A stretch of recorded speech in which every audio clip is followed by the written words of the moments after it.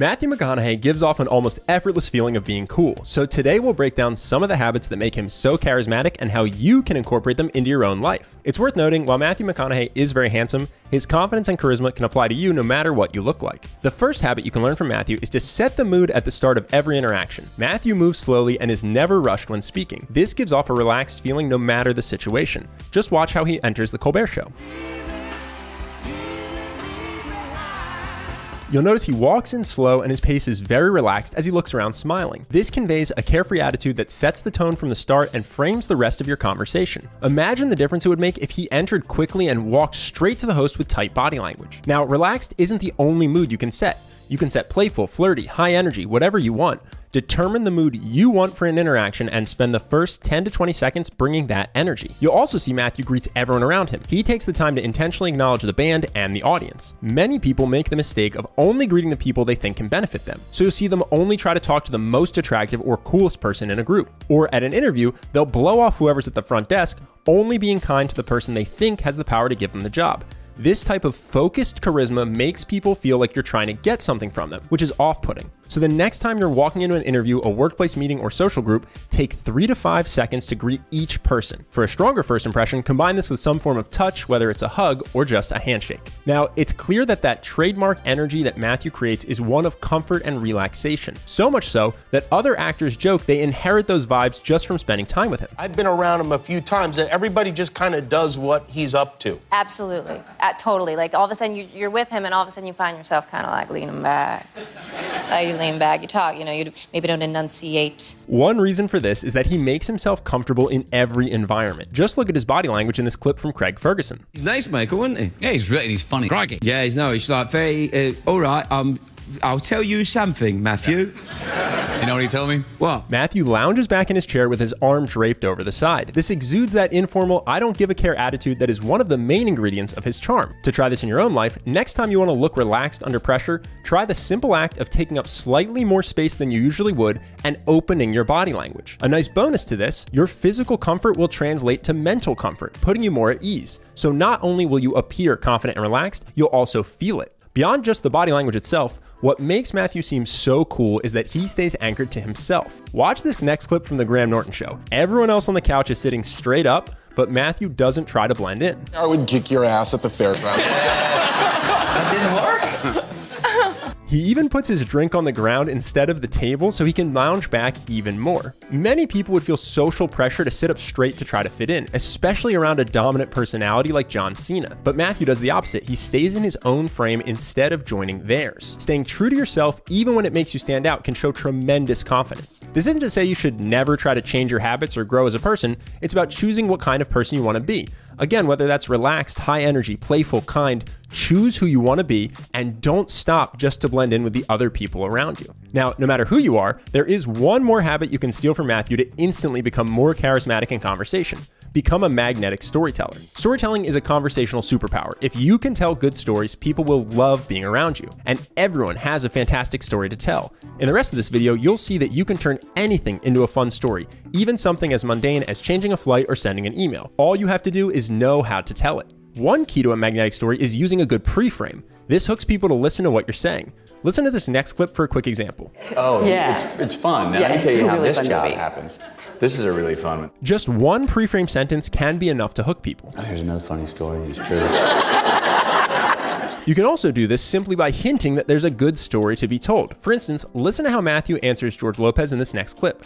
George just asked him about growing up in an area where being white made him a minority. Notice how he's purposely vague with a smirk and a smile in his eyes that gets George to ask for more detail. You know, there was times where I probably went to places that wouldn't have been recommended, and pulled off some cultural exchanges at late nights in the hour. What do you mean? Like what? Restaurants or? Oh, I wouldn't necessarily call this place a restaurant. But Once you have people hooked, there's several tricks to telling a good story. The first is to recognize that people are wired to love emotional journeys. So don't just describe what happened, share your emotional experience during the story. For example, listen to Matthew talk about later that same night when a group of guys approach him and his friend outside the bar. you look just like the white mother that jumped my little brother. I went, no. He goes, no, you do look just like the white mother that jumped my little brother. 16 white mother on my little brother. My heart rate starts beating. I'm going, I don't know where this is going. Another trick you saw there to make your stories interesting is to act out your characters. Here's another example from a second later. My buddy who's lit, right? The $1.25 guy he's lit. He goes, 16? How do you have time to count? Right? And at this moment. Let's watch one more quick example. This could have been a complete non-story, but pay attention to how Matthew tells it. He starts with his emotional journey and he ends by acting out his past self. For context, this is about sending his director his vision for the character Dallas in Magic Mike. I write it and I send it to our director, Steven Soderbergh. I'm anticipating. I can't wait to see what he says. I'm kind of nervous, you know. What's he going to say? I hope I'm on the right track and he's happy with where I'm going. 1 day, nothing. 2 days, nothing. 3 days, nothing. 4 days later, it comes up, his email. I'm like, oh, there it is. I clear the room. Sending an email and waiting 4 days to hear back doesn't seem like much of a story, but if you play your characters and take people on the emotional journey that makes it story-worthy to you, you'll have people captivated. Now, you may feel intimidated to play the characters in your story. After all, most of us aren't professional actors like Matthew, but you don't need a spot-on impression to captivate people. Any change to your speaking cadence and posture will make your stories more engaging. Listen to the crowd laugh in this next clip when Matthew switches to playing his mom when she's upset to hear they're extending their stay in Greece. Hang on a minute, Mom. Everyone, we got another week. Yeah. We thought you'd say thank you. She's all of a sudden, she's like, I have to get back to my Pilates class on Tuesday. And I need to go to my salon to get my nails done. When there aren't characters to play, there's another trick you can use to keep people captivated. Tell the story with your hands. They're playing cards, looking around, and my dad sees this old BMX bike, and we couldn't afford a BMX bike. Now, my middle brother had been wanting a BMX motorcycle, but we couldn't afford it. There's this old CRX 80 over there. And by now, you've probably noticed the last trick for magnetic storytelling. If you want to hook people, tell your stories in the present tense. Put them right in your story, experiencing it as it happened. Listen to this quick example where Matthew talks about getting his part in Angels in the Outfield. He pre-frames, speaks in the present, tells it with his hands, and acts out his character, all in less than 30 seconds. I walk in the door. There's a bunch of funny peculiarities of how the hell I got to be standing here today.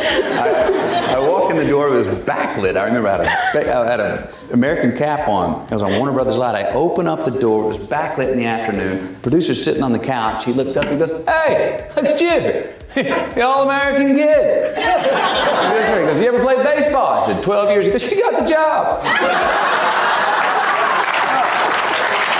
Now, there's a lot going on in this video, and you may be wondering, how do you actually remember all this when you're around other people? Especially if you're speaking with someone who makes you nervous, it's hard to remember to put all this into practice. That's why we put together our program, Charisma University. It's a step-by-step program that tells you exactly what to do every day to take what you're learning and turn it into unthinking habit. So 30 days later, you radiate confidence and charisma naturally without even thinking about it. Rather than tell you about the program myself, here are a few things that our past members have said. This first comment came just 1 week into the program. While going through first impressions, I've been able to get into conversation with people that I never would have before. The lesson on asking questions to draw out values is gold. Thanks to everyone who developed the course, it has already been life-changing. Another member wrote in, I wasn't truly confident. I was constantly seeking validation and cared too much about other people's opinions. But now my life has improved tremendously because of CU. I find it way easier to connect with people, to have great interactions, and to be happy even if things don't go the way I want them to. Taking this course has been one of the most impactful decisions of my life. I can't recommend it enough. And lastly, one member writes, I am way more confident now having gone through the daily action guides, and I can see a big difference in the attention and respect that I get. It makes life so much more fun. I don't think it's an overstatement to say Charisma is literally a gateway to getting anything you want in life, so thank you for making Charisma University. This program is literally guaranteed to change your life. You can take the entire course, and if you don't think it was worth every penny, you can give yourself a refund from right inside the program. If you want to see if it's right for you, click the link on screen now or in the description below to learn more about it. Either way, I hope you enjoyed this video, and I'll see you in the next one.